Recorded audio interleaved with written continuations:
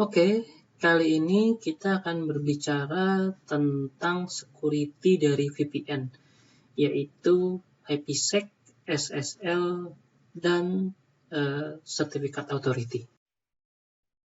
Ketika main office atau ketika branch mau connect ke main office, maka kita pakai konsep tunneling. Ya. VPN itu kan intinya tunneling konsep. Ya. Jadi kita bikin satu tunnel ke yang namanya main office. Nah, yang jadi masalah tunnel ini masih bisa dibaca trafficnya. Nah, supaya tidak bisa dibaca, kita butuh security. Jadi, kalaupun dibaca, ya ada enkripsi di sini. Konfigurasi VPN dasar untuk tunnelingnya biasa disebut dengan generic routing encapsulasi. Nah, ini sending as a plain text. As a plain text. Jadi, problemnya adalah nanti bisa kelihatan headernya, masih bisa kelihatan datanya kalau somehow traffic itu di-tag oleh orang gitu kan. Entah itu di branch ini ada hacker atau di main office ini ada hacker. Atau mungkin saja di ISP-nya ada yang terhack juga. Nah, supaya tidak bisa dibaca, kita perlu ada namanya security. Seperti yang kita tahu, ya, VPN itu dibagi dua, ada yang namanya site-to-site VPN, ada namanya remote site VPN. Nah, contoh site-to-site VPN seperti ini, ya, antara branch dengan main office. Nah, untuk remote site VPN contohnya seperti ini, yaitu ketika PC atau remote worker, teleworker mau connect ke main office. Anggaplah di main office ini ada yang namanya firewall, ya. Jadi connect ke firewall sini. Nah, ketika connect ke firewall, ya, nanti firewall akan ada username password untuk di-input. Kita anggaplah di sini ada IP publiknya. Nah, kalau dia benar, maka yang namanya PC atau remote set VPN ini akan membentuk koneksi baru. Misal, di sini kita punya DMZ area, DMZ to me. Ketika PC bisa connect ke firewall, maka ada dua IP. IP buat internetan, ada IP buat VPN. Nah, nanti dia seakan-akan ada di sini. Bisa akses ke setiap server-server yang ada. Nah, koneksinya cukup mudah. Bisa pakai SSL, Secure Socket Layer. Atau bahasa mudahnya adalah Web Browser VPN. Ya. Biasa kita kenal dengan clientless, ya. Clientless VPN. Bisa nggak pakai client VPN? Bisa. Nah, itu tergantung vendor masing-masing. Kalau di Cisco ada namanya AnyConnect. Nah, kalau dari remote site sudah ada secure socket layer yang menjamin enkripsi data, gitu kan. Sedangkan kalau di satu site untuk tunneling seperti ini, itu harus pakai gear E, misal. Ya, berarti kita harus bikin security-nya. Security-nya disebut dengan IPsec. Makanya sering disebut dengan IPsec over GRE. Supaya tunnelingnya dapat, ya, VPN tunnelnya dapat, IPsec-nya, security-nya pun dapat. Nah, sekarang kita akan bahas tentang IPsec-nya itu sendiri. Oke, jadi bagaimana cara IPsec itu bekerja? Pertama, IPsec itu menggunakan framework yang namanya Internet Key Exchange, di mana Internet Key Exchange mengambil konsep dari Internet Security Association and Key Management Protocol. Intinya adalah security asosiasi dan Key Management Protocol. Nah, di sini dibikinkan atau konsep ini diambil untuk yang namanya framework IKE. Nah, karena ada Security Association and Key Management Protocol, IKE itu dibagi jadi 2 fase. Fase pertama ya disebut dengan ISAC MP PACE. Ya. PACE kedua disebut dengan IPsec PACE. Ya. Nah, ISAC MP PACE ini adalah bagaimana negosiasi atau kita bilang proposal. Jadi antara main office, misalnya di sini ada firewall, connect ke ISP, terus dianterin ke bridge yang ada routernya. Atau bridge-nya juga punya firewall. Ini demi menghemat, inilah, demi menghemat duit yang diinvest. Jadi routernya diinvestasikan jadi firewall juga, jadi VPN output juga. Nah, di sini ada proposal. Ya, apa aja proposalnya? Pertama, mau mode transport, mau mode yang namanya tunnel. Yang kedua mau pakai enkapsulasi tipe apa? Encapsulation.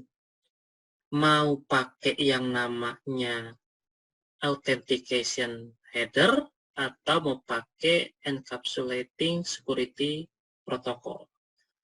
Apalagi konfidensialitasnya atau enkripsi, mau pakai apa? Mau pakai advanced encryption standard atau mau pakai triple dash dan lain-lain. Apalagi integrity-nya mau bagaimana? Ya, mau pakai mode MD5 ya atau hashing, atau mau pakai secure hashing algorithm. Autentikasinya bagaimana? Apakah mau pakai pre-shared key atau mau pakai sertifikat authority atau kita bilang yang RSA lah ya, reverse senior element. Yang terakhir, key exchange-nya gimana? Mau pakai DV-Hellman 1, DV-Hellman 2, ya, metodenya DV-Hellman 1, 2, dan lain-lain. Nah, ini semua adalah ISAC MP PACE 1. Ya. Alias kalau di IKE versi 2 disebut dengan Security Association Proposal.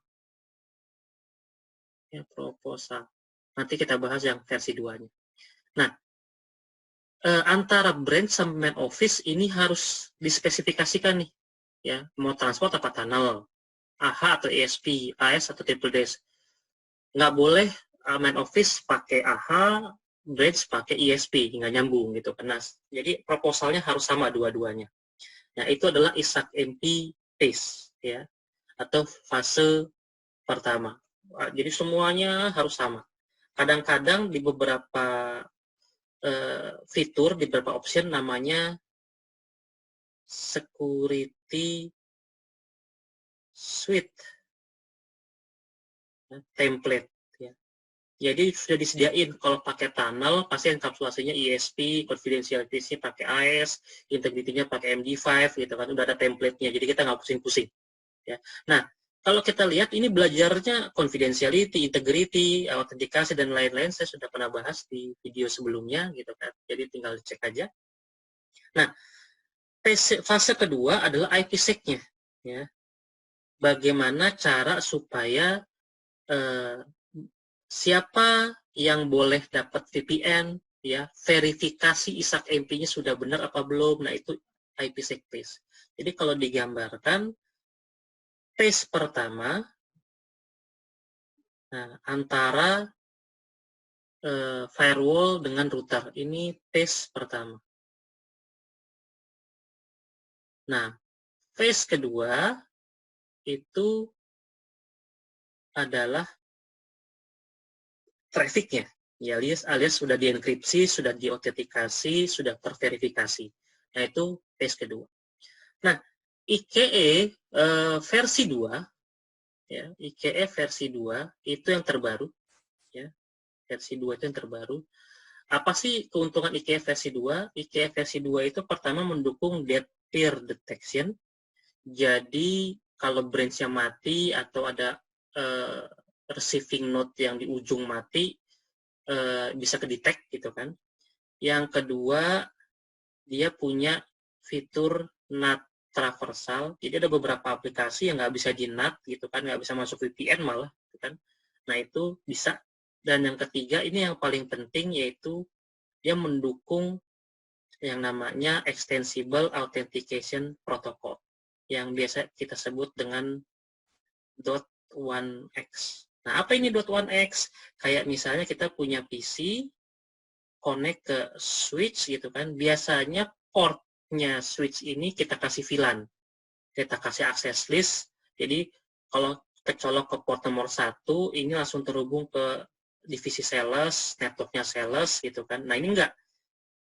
Ketika dia colok ke switch, nah kita kan login tuh dengan username password Windows atau Linux kita. Nah, username dengan passwordnya itu akan diantarkan ke .1x server untuk dianalisa. Nah, kalau username-nya Rahman, terus pakai laptopnya HP atau Lenovo, dapat VLAN berapa, dapat akses berapa, hanya bisa akses server apa.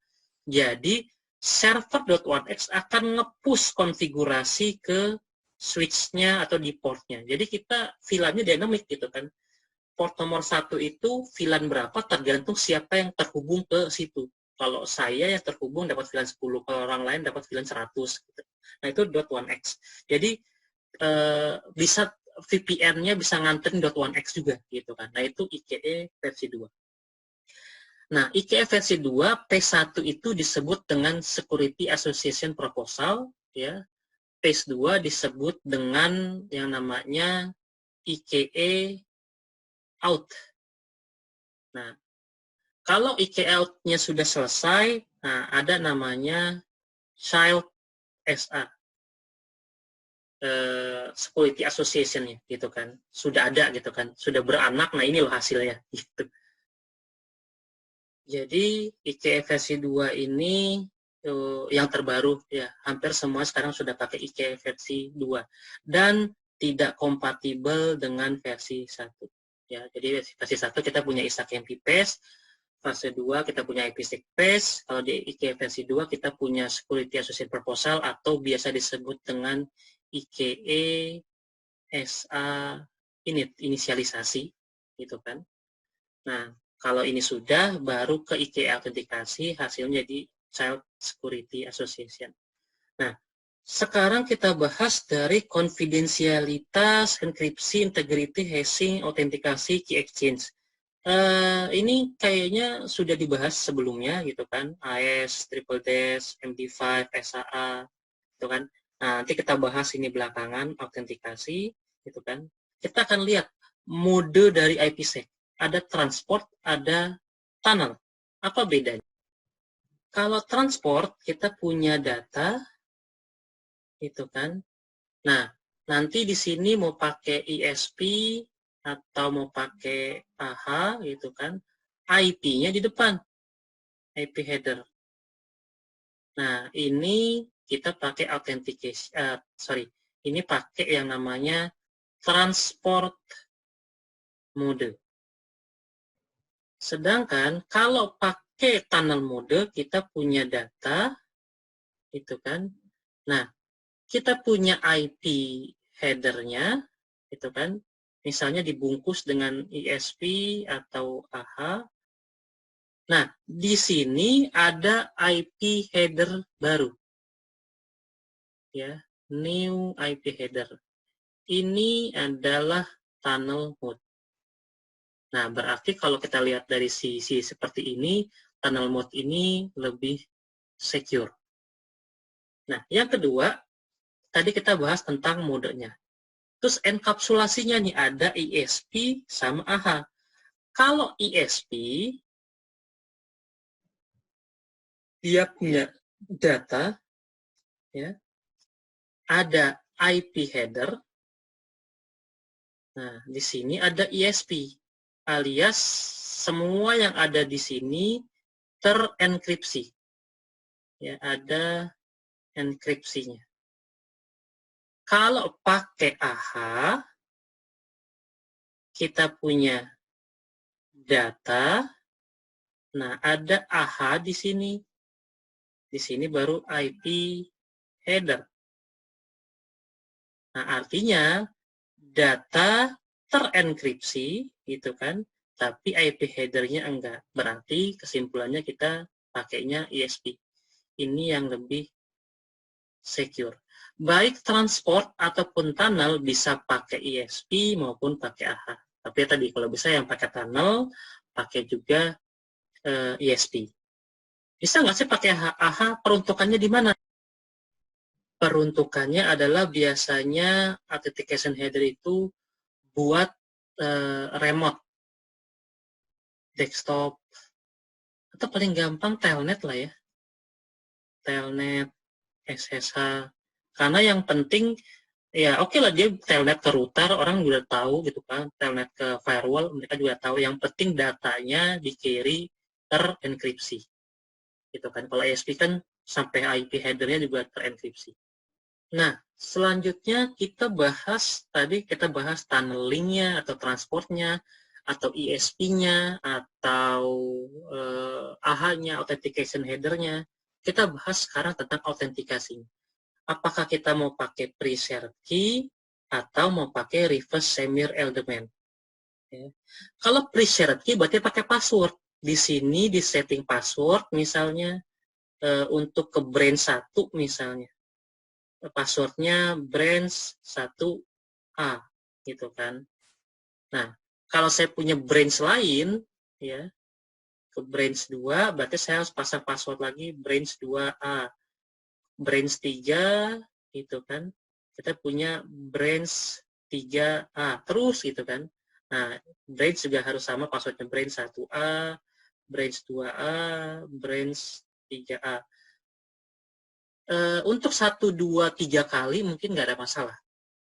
Tapi kalau branch-nya ada 100, ya, pre-shared key ini jadi problem. Ya. Kalau kita punya 100 branch berarti punya berapa kunci? Punya berapa password, punya berapa keyword? Jawabannya adalah kita punya gantungan kunci.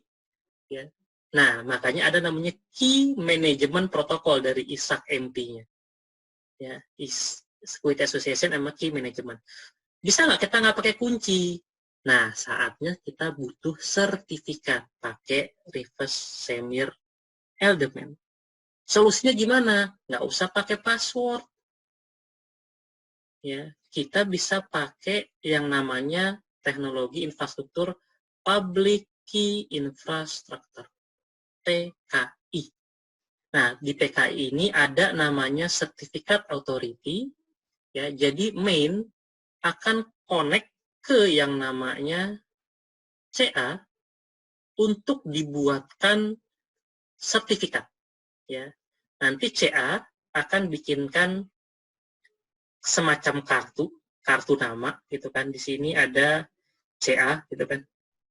Ya kayak semacam Visa, Mastercard, Auto gitu kan, ada CA. Di bawahnya tulisan main office kayak namanya lah gitu kan. Nah, di sini ada validasinya 01/20 misalnya. Nah, dibikinin kartu seperti ini. Nah, main office kalau mau ngobrol ke branch yang lain, ke server-server tertentu gitu kan, tinggal nunjukin ini ya. Tinggal nunjukin main office, CA dan lain-lain gitu kan. Contohnya di browser-browser kita gitu kan. Nah, ketika ditunjukin ya, main office nunjukin sertifikat ke branch, apakah branch otomatis tahu ini? Nah, dia kan nanya ini siapa ini? Gitu kan. Nah, berarti branch juga harus didaftarkan ke CA. Makanya ada namanya public CA gitu kan. Kita di Google, Verizon, Komodo gitu kan. Macam-macam lah ya. Ya, ada yang murah sampai yang mahal gitu kan. Nah, itu saya nggak bahas tuh gitu kan, pertimbangan-pertimbangannya. Nah, kalau saya nggak punya public, bisa nggak bikin sendiri? Bisa. Kombinasi juga bisa, ya. Private CA. Jadi, misal kita punya main office. Nah, di sini kan ada internal server nih. Nah, internal server ini dipasang ke yang namanya private CA. Jadi komputer-komputer yang ada di sini kalau mau connect tinggal nunjukin sertifikat which is private, yang kenal hanya LAN-nya aja gitu kan. Tapi kalau ada koneksi dari ISP gitu kan, mau connect ke DMZ, ya, ada server e-commerce-nya di sini misalnya, tentu kita perlu ada namanya public CA, daftar ke tempat lain. Kalau enggak nanti komputer-komputer yang connect nanti ada tulisan this certificate is not trusted. Nah, kan gitu jadinya.